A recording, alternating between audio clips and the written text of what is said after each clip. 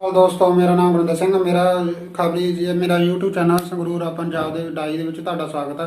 अज मैं ਤੁਹਾਨੂੰ माचिस का जोड़े आ नहीं बनाए हुए ये ਤੁਹਾਨੂੰ माचिस के बना के दिखाऊंगा।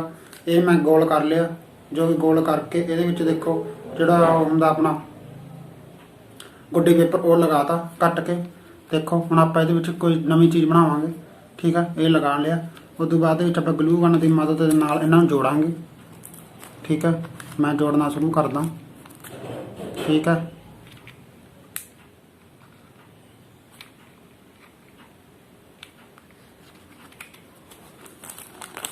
ये बहुत हॉट ग्लू गन होंगी है, ठीक है। तुसीं घरे जमी ट्राई ना करो, मैं बहुत मेहनत करनी पैंदी है, ठीक है ना।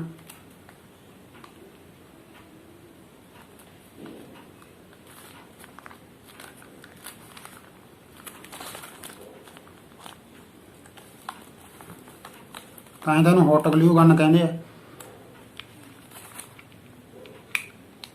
ਵਾਕਾ ਦੇ ਵਿੱਚ ਵੀ ਹੌਟ ਆ ਇਹ, ਠੀਕ ਹੈ ਨਾ।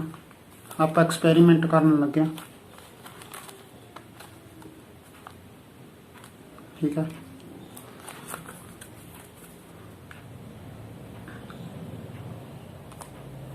ਨਾਲ ਕੱਪੜਾ ਰੱਖਣਾ ਪੈਂਦਾ ਵੀ ਇਹ ਚਾਦਰ ਨਾ ਖਰਾਬ ਕਰ ਦੇ।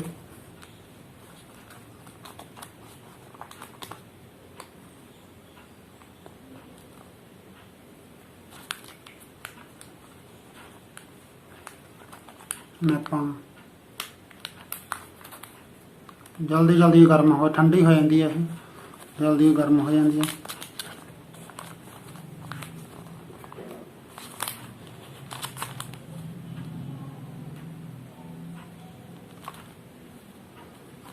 जुड़ जा भाई।